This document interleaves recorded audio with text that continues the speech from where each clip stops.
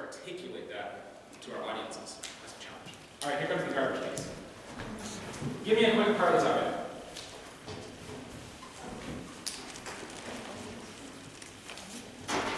Anyone, I don't care.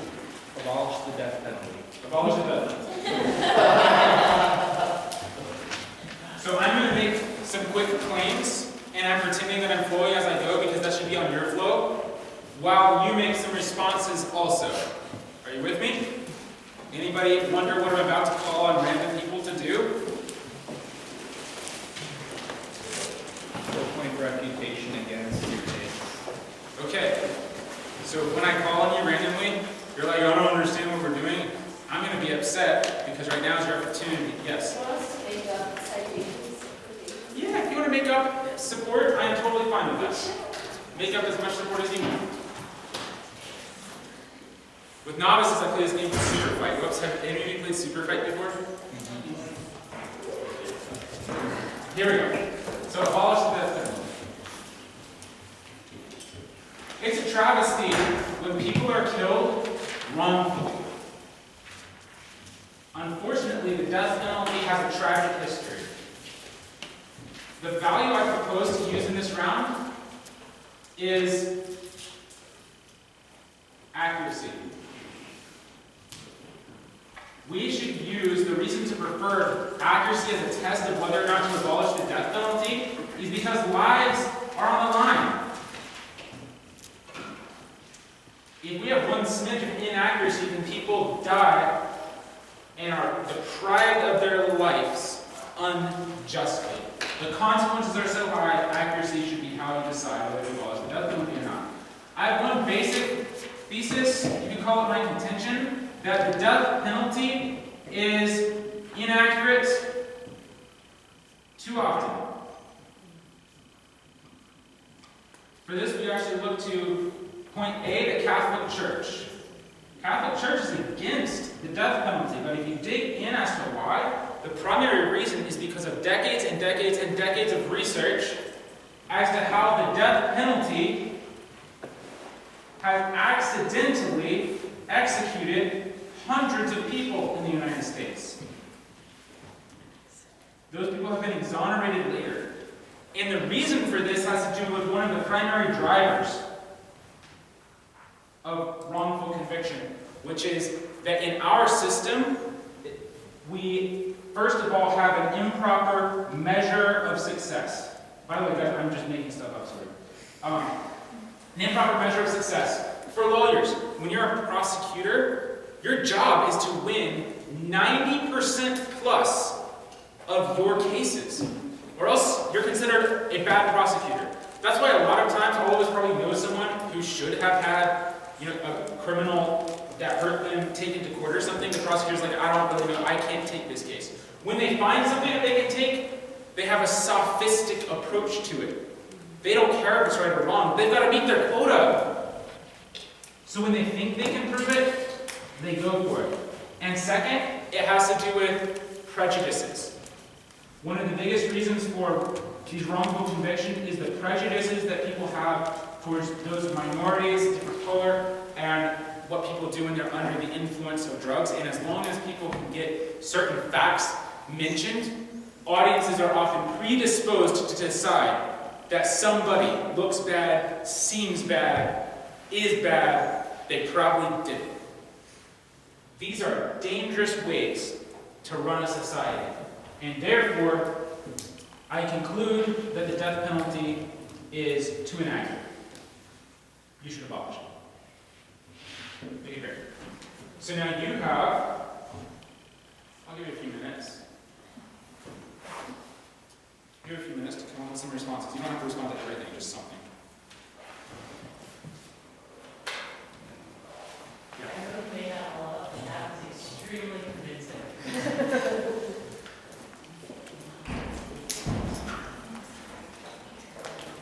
I went to a thing on death penalty once by the Catholic Church.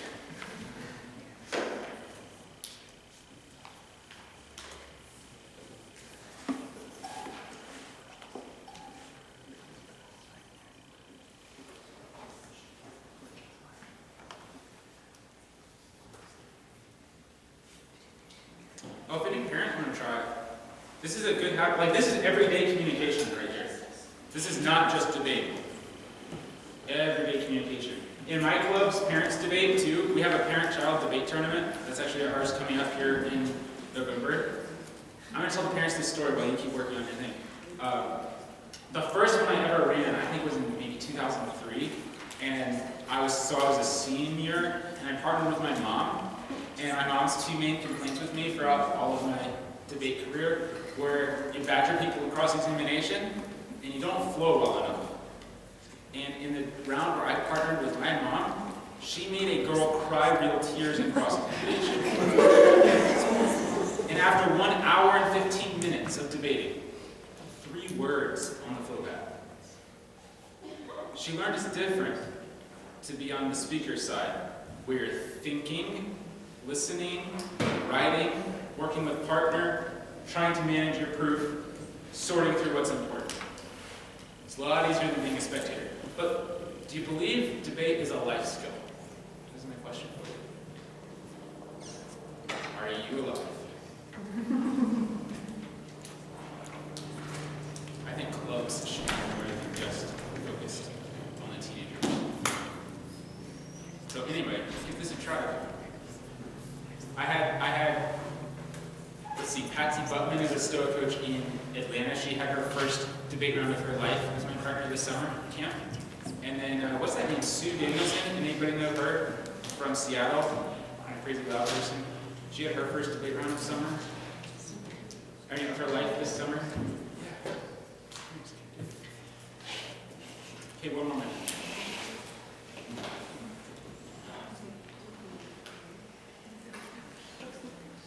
I'm not looking for quality of response, I'm looking for form.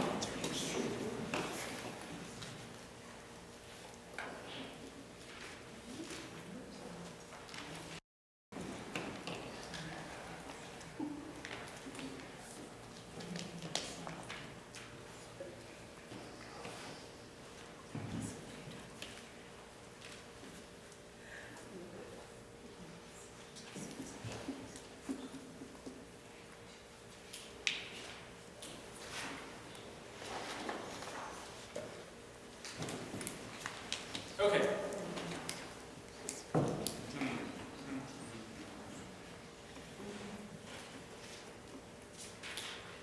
I'm going to start with glasses. Sunglasses on head. Yeah. So stand up. Actually, come up here. We'll probably start you. Oh, Isaiah's methods are typically when you're speaking, we start a lot. It doesn't mean you're bad. I just want to push you incrementally higher. Okay? So you're the first victim today. I apologize. Do you have any response?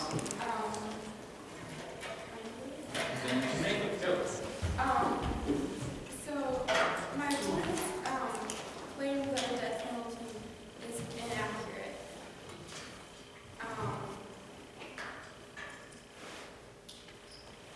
For the claim part, can you explain a little bit? What's your point? That crime is more death than the death penalty itself. Crime outweighs. Crime has more. It's kind of arbitrary, your claim tag. You have to put 2 or 3 words to your point.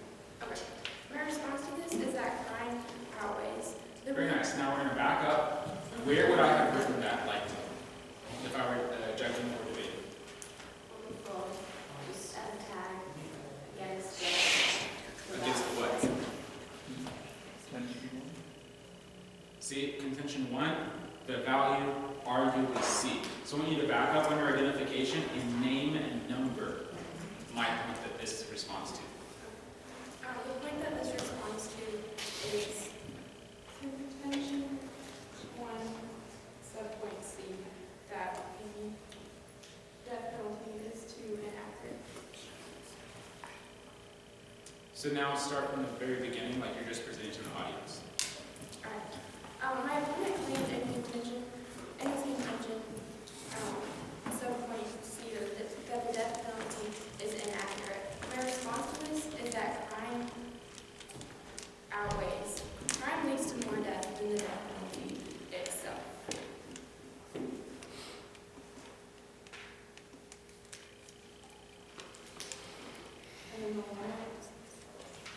why does it lead to more death than the death? Go ahead and explain. This leads to more death penalty than the death penalty itself, because the crimes that are caused lead to death. Okay, impact. The impact of this is that this doesn't uphold the value of accuracy because it's more inaccurate because it causes more death. Okay, so what should we do with that?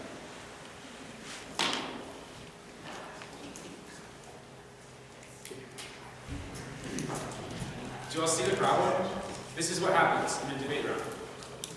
You're not doing poorly. But most debaters would stop there and they would say, and so it doesn't uphold the value of accuracy.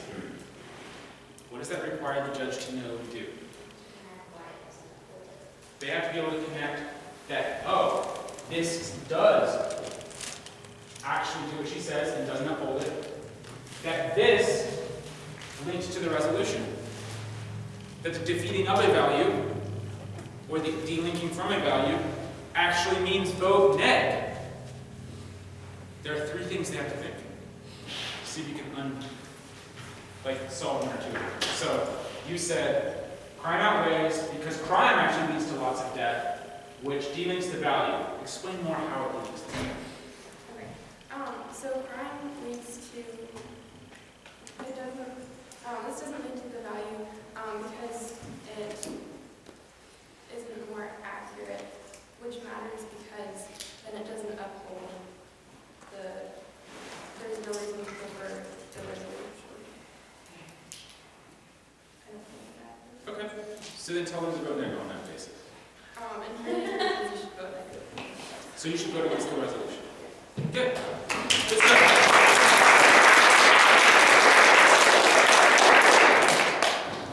Complete our argument all the way through. It's followed through. Good. All right, next, let's go with red beside the hat.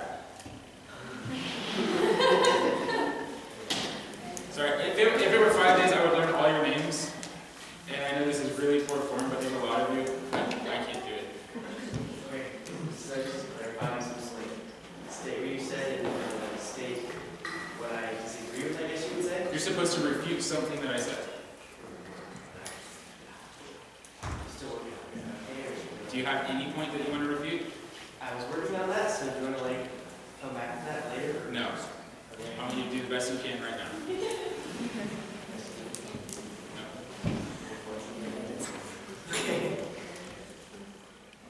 Okay, so my opponent, or whatever I call you, said Yep. My opponent is always a good thing to call someone. Because then you don't have to remember who's neg and who's out, which all of you have messed up at some point. Just say my opponent. It's safe. Alright, so my opponent says that the death penalty is too inaccurate.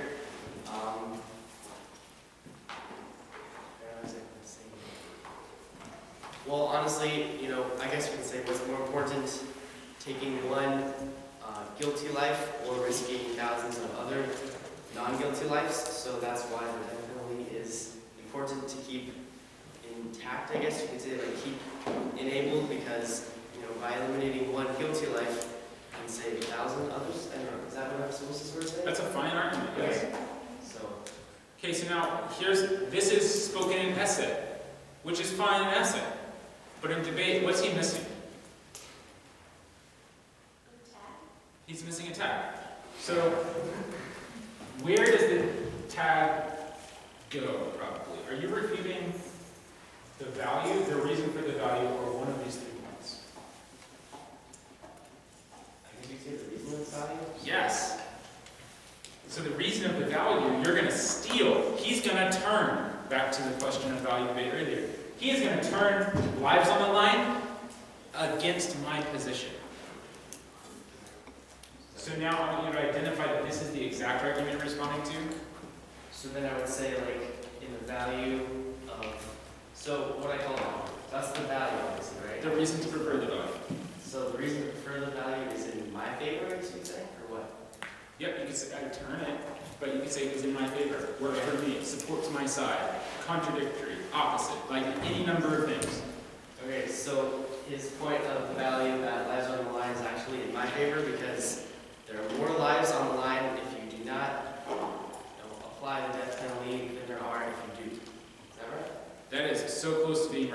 So he is making a big step towards correct form. But the problem is, we don't have a name and number. And we really need that to write it down the same. So I think what he just did would have gotten something written down here, but every one of us would have written something differently. Do you think you can control the exact words that we write down? I don't know. I think you can. Here, watch me do it. Okay. My opponent is well-meaning in his case, but I think it all falls on the primary reason for it. My opponent said that lives on the line is the reason to prefer the value of accuracy. I think that that is the opposite. The opposite is true. In fact, more lives are on the line every day from all other kinds of crime, that even if one person is executed unjustly, thousands will not be. And so when you look at it from a lives on the line perspective, you should not use accuracy. I messed up one part. Who can tell me what I messed up? You didn't connect back to voting for your case. Oh yeah, I can't finish yet. I interrupted myself because I messed up something earlier. You're right. Were you gonna say something? No. Did you fully tag it to his, you didn't fully say exactly where it was? Yeah, what a key phrase to use here is how many responses you have. My opponent said that lives are on the line as the key basis. I have one response. The opposite is true. Now, do you see how that guarantees everybody whose flows exactly what I said? Saying how many responses you have is a key point. Okay, now you try. Alright. So my opponent says that we should abolish the death penalty because it's too inaccurate and that lives are on the line. But my response, I have one response to that, and that is that the opposite is true. That more lives are on the line if we do not execute one person than if we don't, because then we can execute more innocent people, I guess you say. Is that right? Okay. Okay, now come back. How does that make you look? So,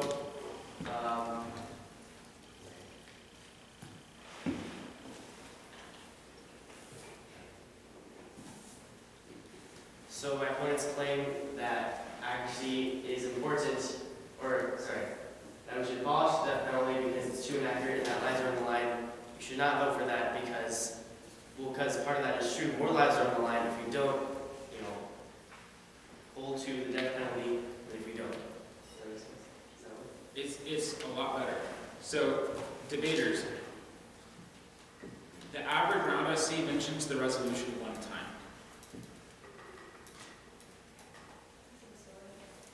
Yeah. So you want to always impact back to the words of the resolution. And that's why private property rights, my side of the resolution, should be upheld over needs of the public, my opponent's side of the resolution. That's a very complete, tight, and clear one because your judges walk in and the only point of anything that makes any sense that they have going into the round is you're probably deciding on the resolution.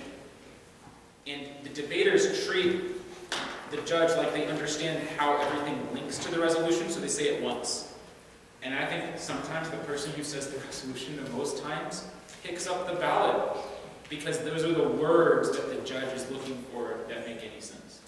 So you would want to say, and that's why abolish the death penalty, the resolution should be rejected. Vote nay.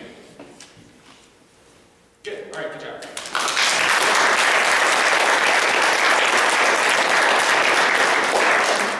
All right, I'll take the second. It's a really terrible soccer team. I'm aware.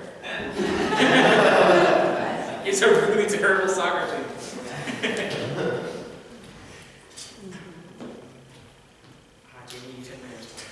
You can use the same response. I'm okay with that. Okay.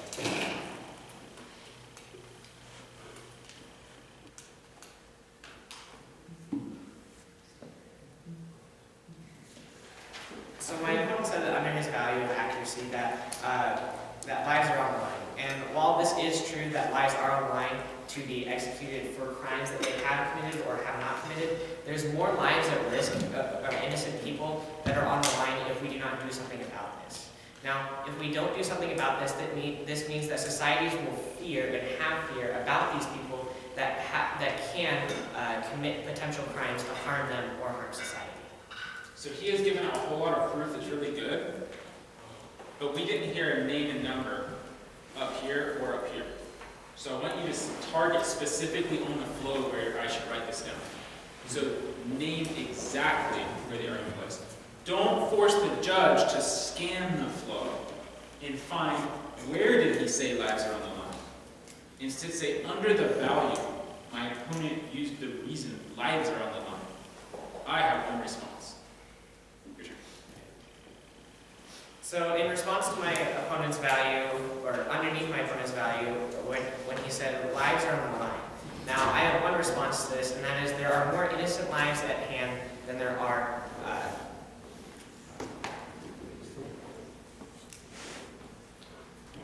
more innocent lives that can be lost than there are lives of people who are facing the death penalty.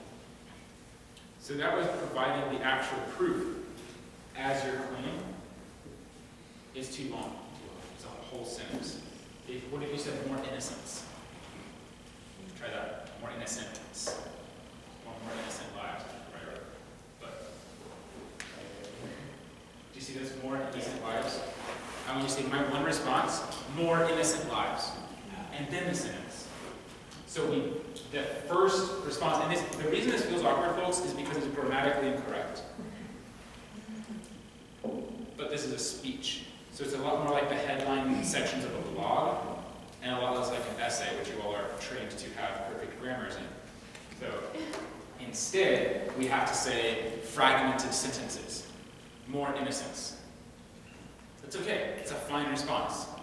But it would not get you points if it were buried in a paragraph. Does that make sense? Okay, try again. Okay, so in response to my opponent's value, or underneath my opponent's value when he said lives are on the line. Now, I have one response to this, which you can. What is your response? I have one response. Oh, I'm trying to not say tag. I'm so used to. Right. So just say I have one response and then say it. I have one response, and that is more innocent lives. Strike and that is.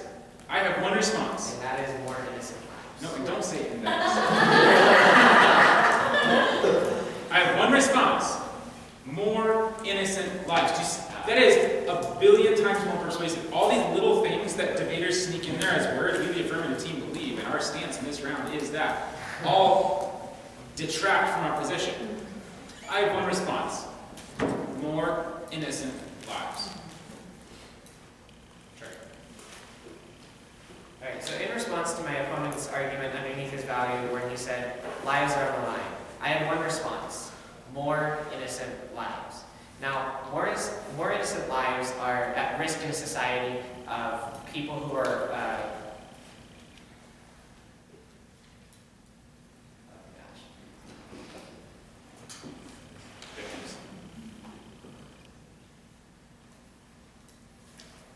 and the victims who are being put on death row. Victims of crime. Victims of crime. Okay, now. Now, the reason why this matters is because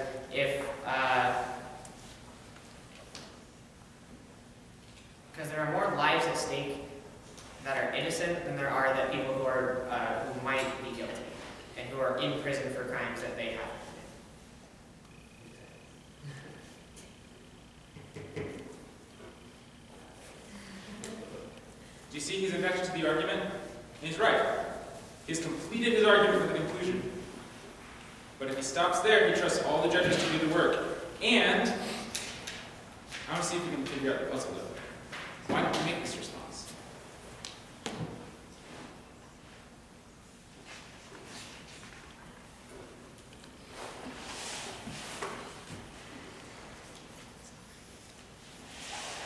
This is one of my favorite drills, coaches.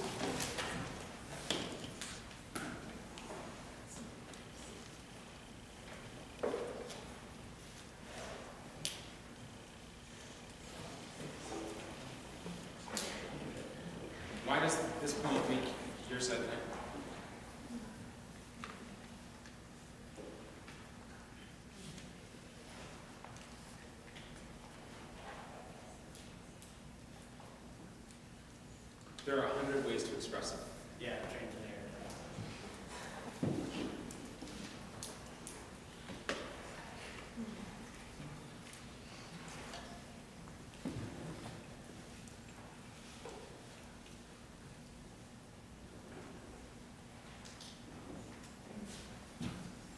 The reason why this point actually supports our side, or it supports my side, is because we are valuing life and things that actually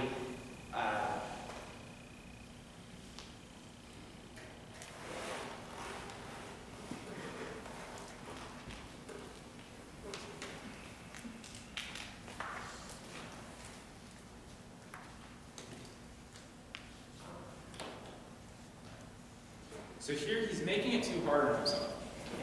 Here's why. He's making it too hard on himself because the function of the argument is not fully understood when we're negative. And that's okay, it's fine.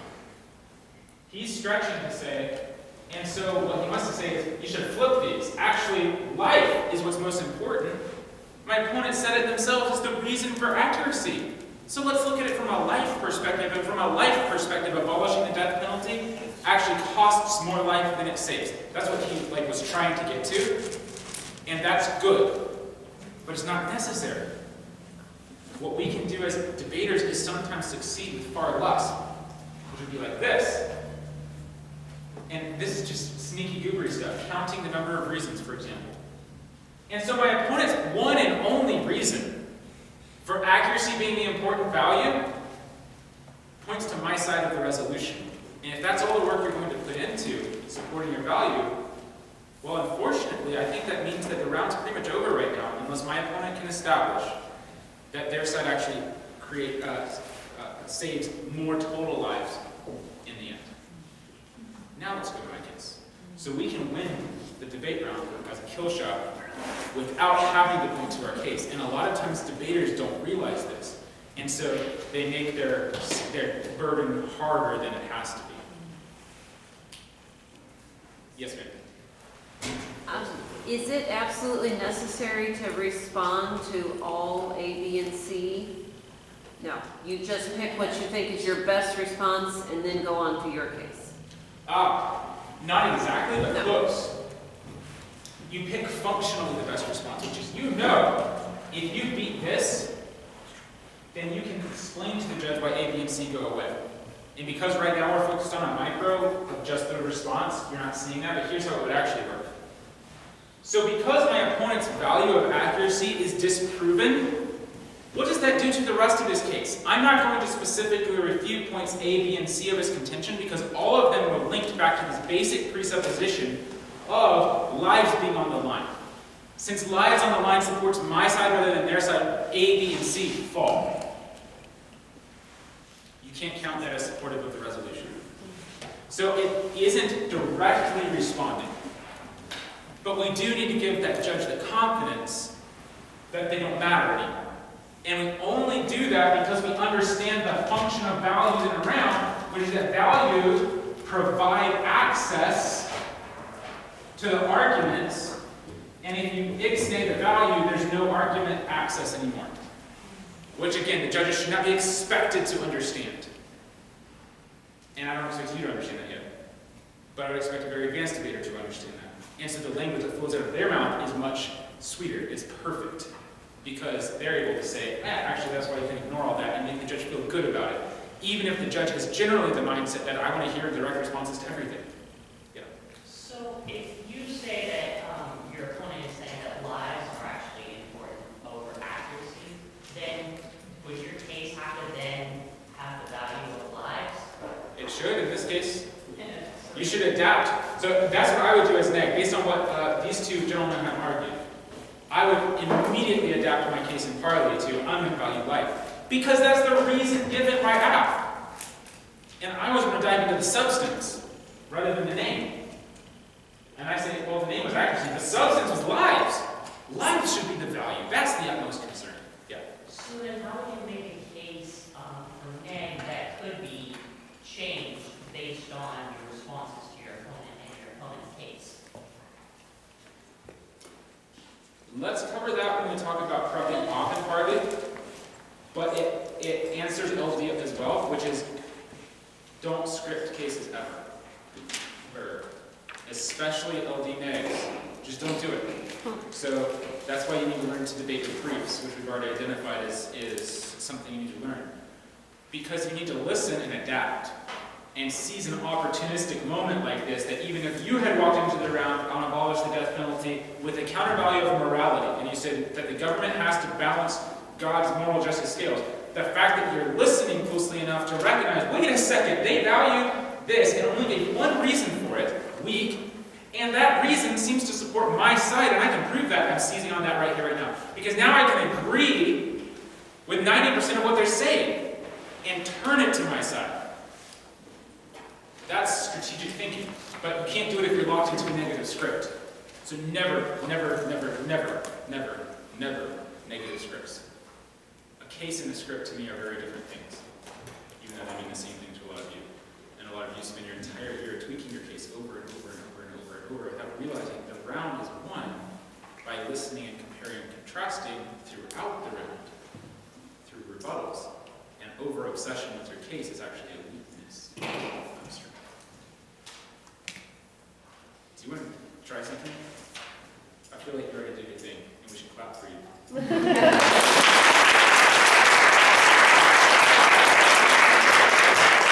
I'm going to take two more. One parent. Any parent want to try? Parent coach?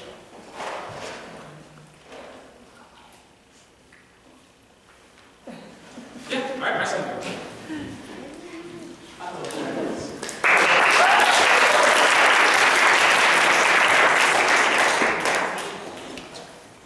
So I'm going to approach it a little different than Great Lives.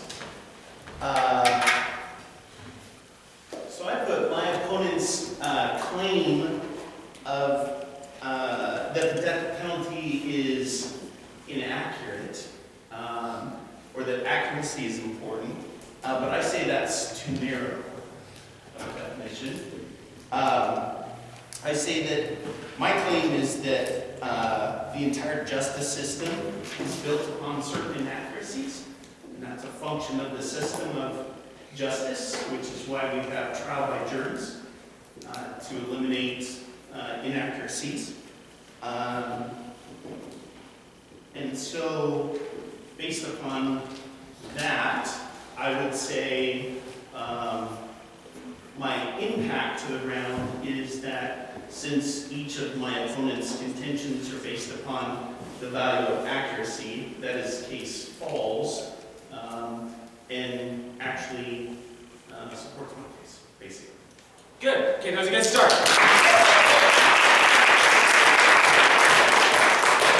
Initially right. Identification, correct. Proof, good. Impact, good. The one thing that we missed were how many responses that were present and the name of the second response. So I wrote CJS both on inaccuracy because for me what you said goes, oh, Yes. criminal justice system, which I know is CJS, is Yes. both on inaccuracy, but I need something for this, right? And then I would also, I did have a question on, I would also identify that the death penalty is just one of two options, given in capital cases that you have death penalty or life imprisonment. So and I would narrow the debate in that we're actually debating upon the result of a trial by jury, and it's just the execution of justice. So I would limit that to those two options. So I would so what we're actually debating is one of two options coming Right. up. Does that make sense? Yeah, it makes total sense. So And that that's would be- where I would. And that would be an off-case position, right? Correct. Because it doesn't respond directly to one of those things. So, Correct. So I'd kind of I'd kind of bring up something else that we would go down. when we present an off-case, do we follow the four-point reputation? Well, how could we lost by the phrase off-case? Yes. Let me explain on-case and off-case. You say Yeah. this was the case, right? In our flow, it had a value, a reason, a contention, and an A, B, and C. The 2 points here. Anything that responds to that is on case. Anything new that doesn't refute one of these points is off case. Is running topicality on case or off case? What? On case, it's on On this case. Topicality is neither always on or off, nor off. In this case, would running topicality be on case or off case? Off case. This person did not mention any definitions. They did not mention any interpretation of the topic. In no way did they discuss it.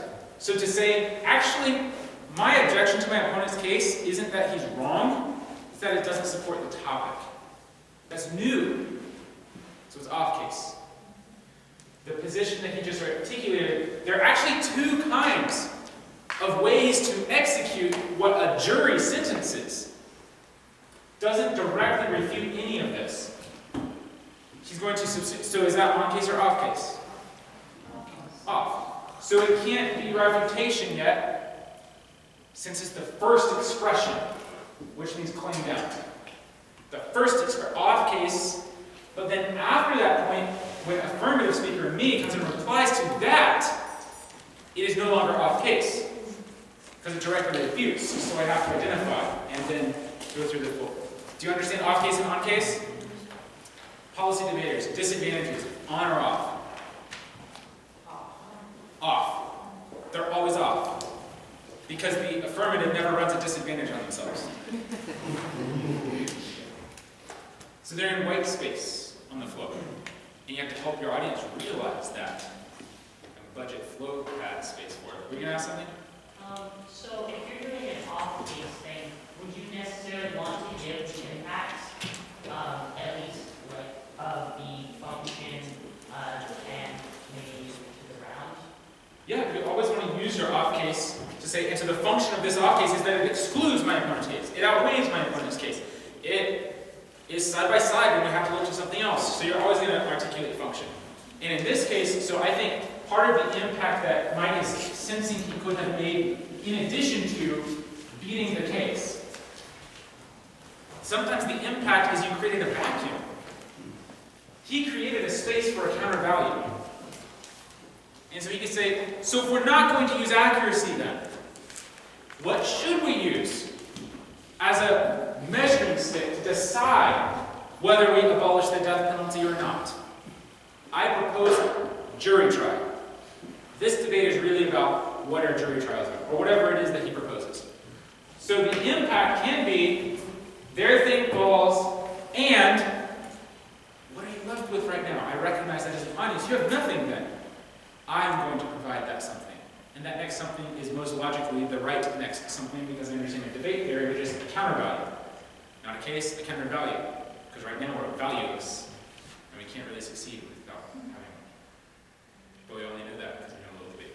Okay, so now go back through it and say you have two responses, and label your second one, and then we can. So to my opponent's claim that the death penalty is inaccurate, I say that this is too narrow of a definition. I have two responses for that. Or actually, I should name that. It's too narrow. So my first response is it's too narrow. My second response is inherent inaccuracy in the system, and so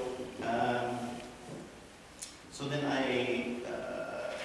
You said the same thing as you had before. Yeah, so the entire justice system is built upon certain inaccuracies, which is why we have trial by jury. And based upon that, my opponent's value of accuracy is not the highest value in this particular debate round, and I'll be addressing that. But I also, that's interesting. That's a different way of thought process for me. So let me start over. Killshot the case right there. Yeah, so my opponent's claim that the death penalty is inaccurate, I have one response to this, or two responses. One is too narrow. Secondly, trial by jury.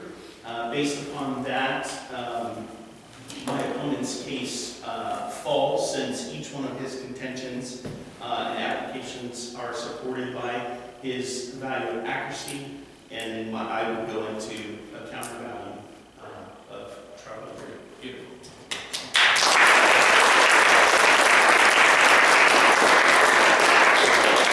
So, Mike, I want you to pick one of the most advanced debaters in this room to do the last one.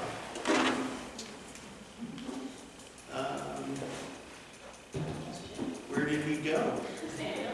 Yeah. Smoke break. He went to the restroom? We're gonna have a restroom break in like 2 minutes. Oh, man. Snooze, you lose. All right, let's do Mark. Go Mark. Okay, what was your question while he comes up? How is trial by jury of value? It's not. What could be? But he didn't prove it yet. Right now, trial by jury is a response. And then he said, I'm going to get to the value of trial by jury. So we don't know what he would have said yet. Okay. Is everyone ready? Let's begin. So their contention number one. Okay, stop. Okay, so is everyone ready? Let's begin. To me, it's one of the most obnoxious things debaters say, and they say it because they copy each other. Amen. Over a period of time, debaters copy each other. Another one that debaters have copied. Another one that they copied that really bugs me is this whole repetition of tags twice thing. It's only crept in, I promise you, in the last 4 or 5 years. Where you say, and my response is Catholic Church, that's Catholic Church. You guys know what I'm talking about? Why is that obnoxious to me? It sounds rote, and it's still just as fast as just saying Catholic Church once slower. yes! What's the objective you're trying to achieve? To get them to write it down? Can you think of any other less annoying ways to achieve the same objective, like emphasizing what you're saying and pausing? That's a good way to do it. Speaker point. So anyway, the reason that let's begin and ready is ineffective. It's as a communicator, what we learned from Speech 101 is the 3-second rule. We make eye contact. We create a silence in a moment in a room, and we start with punching pieces.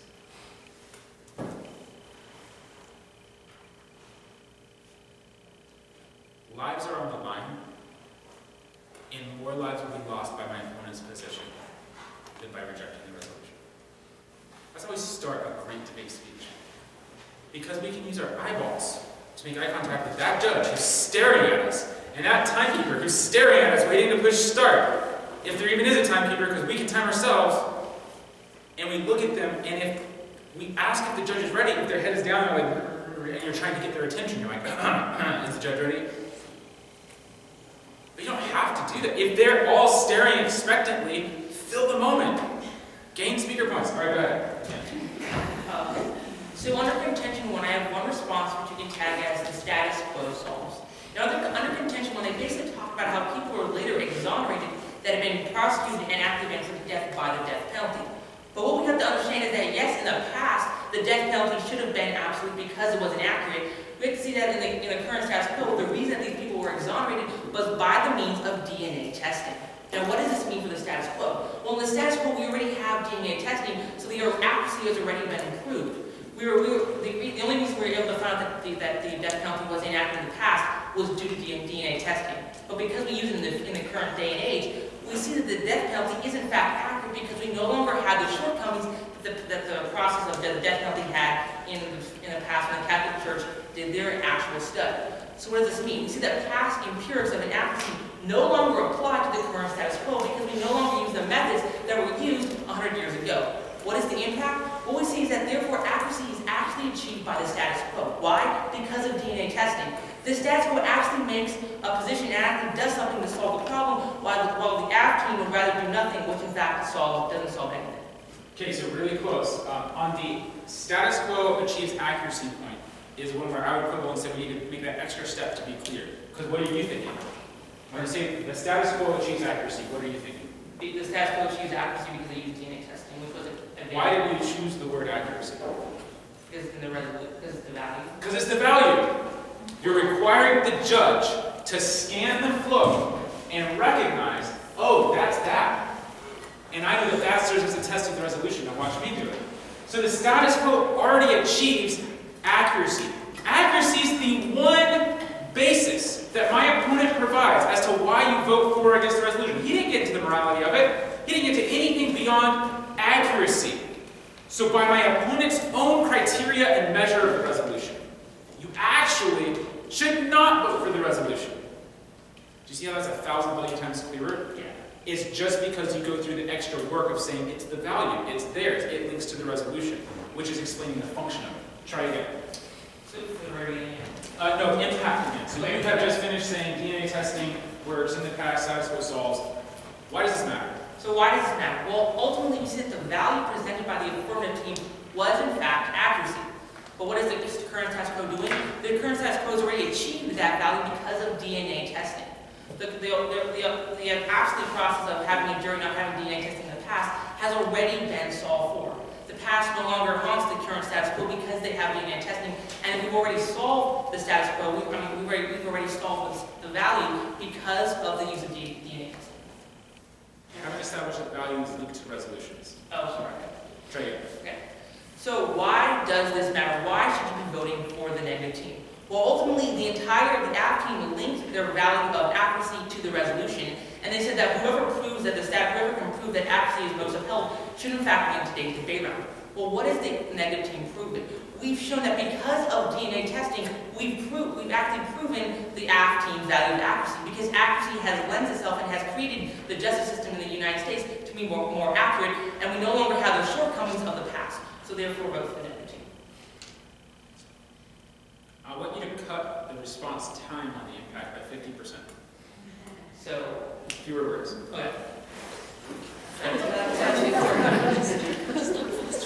okay. So why does this matter? Well, ultimately we see that the AF team basically linked their value of accuracy to the resolution and said whoever best upholds accuracy should win the debate round. Well, what we see is that already the status quo is solved for the value of the AF team because the DNA testing itself has improved the accuracy. So when he gets into because is the reason you're feeling like you have to provide your proof again, and you don't. So I love your expression of they provided this as the link to the resolution and the standard of the resolution. Unfortunately, the status quo already meets it. Okay. So you should vote no. So just be more concise. Much more concise. So we're just sticking with the impact, not reproving the impact. And when you do, you confuse the audience again. Try again. Okay. Why does this matter? So why does this matter? What we see is that because the affirmative team has linked their value to the resolution by saying whoever promotes more accuracy should win the debate round and should win today's debate round, what we see is that the status quo has already won. The status quo has already proved the value of accuracy because of DNA testing, and for this reason, vote no. I love the sentence you were about to say. The status quo has already won the debate round by their standard. Okay, sorry. One more time. So why does this matter? Well, ultimately, you see, because the AF team has linked the resolution and their case to the value of accuracy, we see that the status quo has already won the debate round. Why? Because DNA testing has already proved the accuracy. Things like ultimately we see and the why, again, you're going back to the proof. And you have to keep yourself from going back to the proof. And feel there's a moment you create by saying something simply and directly. In military communication, we call it direct writing. You're just like, this is it. All right, try it again. So why does this matter? Well, why does this matter? What we see is that because the what we see is the same thing. Say because. So why does it matter? Because the AF team has linked the value of accuracy to the resolution, and whoever best upholds this value should win the debate round. Because the status quo has the DNA testing, the status quo has already won this debate. Woo! I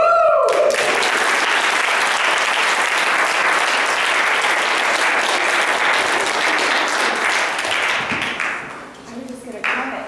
Mark, you have such great knowledge, and now with cutting it down, you can slow down. Yep. Thanks for making my next point. Most debaters who get good with theory fill all of their time with these, what we can now see and the why, because, and they say more words, when in actuality they need to trust themselves. That when you have logic that's precise, you can give it a 2-minute 1AR and sit down. I've done that in college algorithms in one. You find that simplicity and elegance is more persuasive than words. You did that way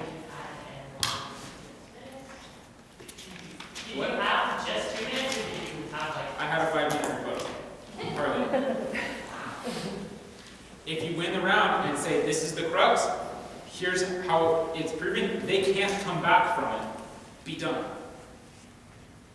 If you take that risk, be willing for the consequences. Yes? In our judging poll, would you say it's more impactful to be concise and say only use 2 minutes of that rebuttal, or to fill your time?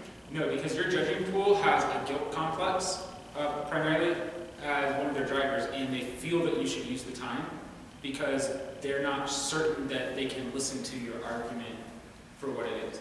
So you should only rarely, very rarely take a risk like that. Elsewise, you're going to be perceived by our judging pool as a poor speaker because you didn't fill your time, and you're supposed to fill your time, and in fact, stopping on time. But I think there's certain times where you will recognize it's the right thing to do. So how do you structure your words then to fill the time without repeating yourself or becoming garbled? More warrants. You should fill your debates with fewer explanations, linking words, and fill it with multiple responses, which is, so if I, now let's continue the lesson.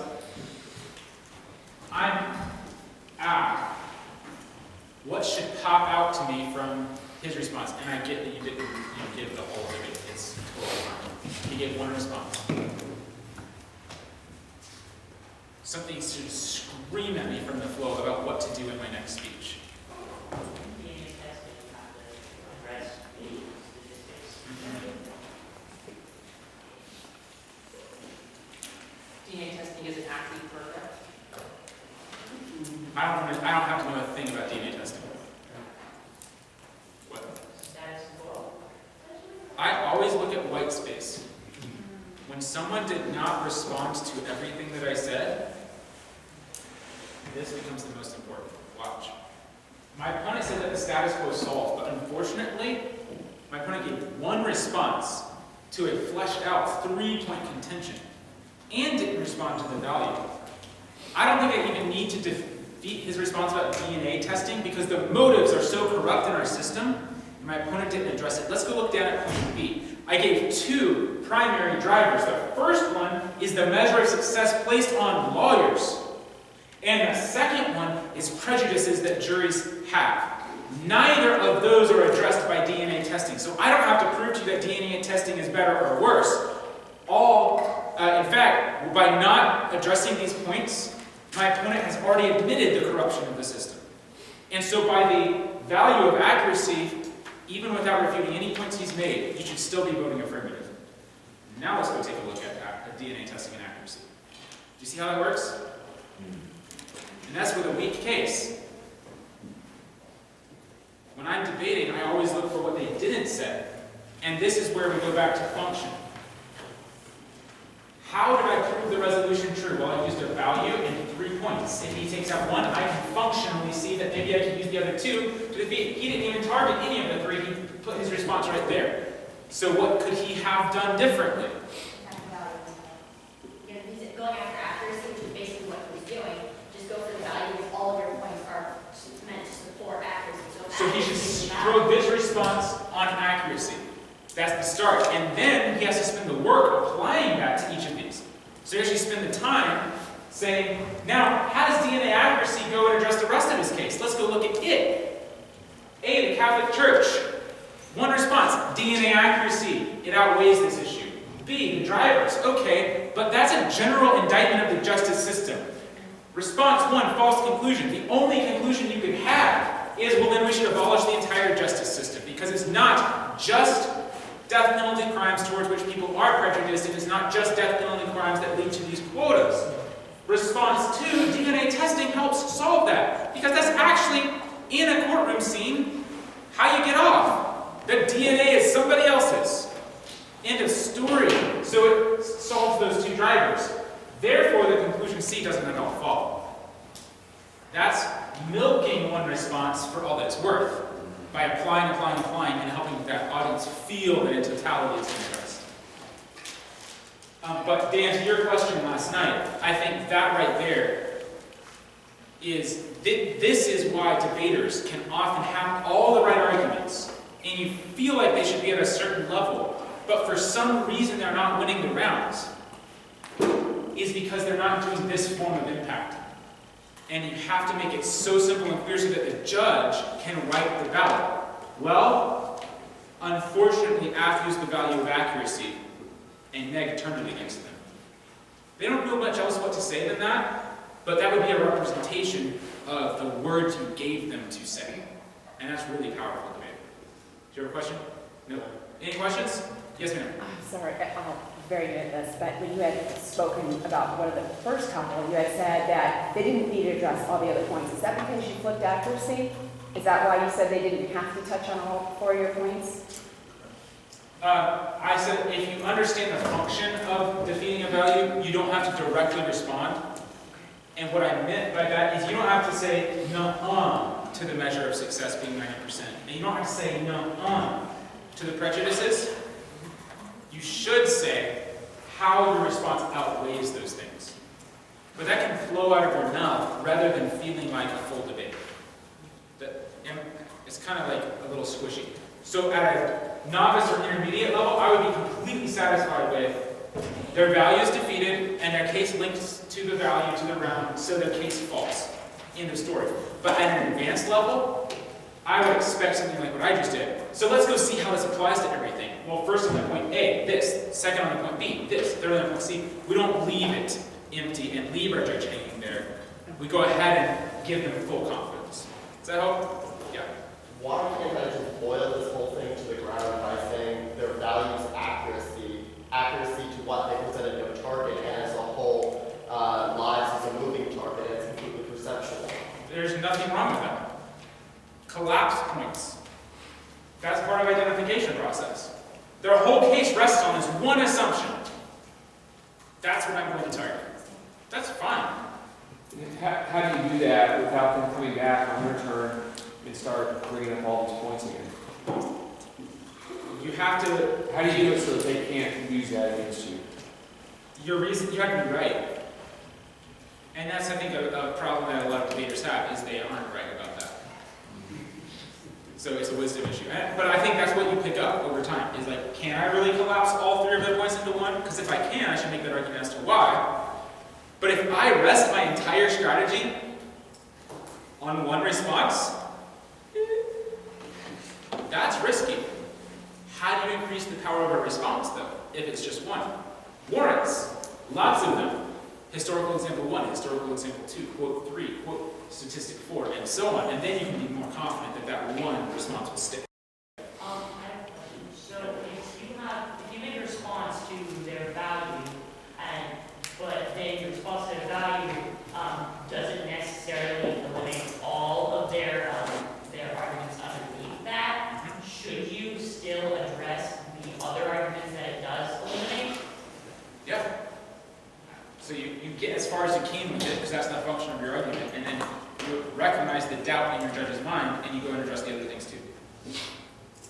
You have to leave your judge feeling comprehensively communicated to.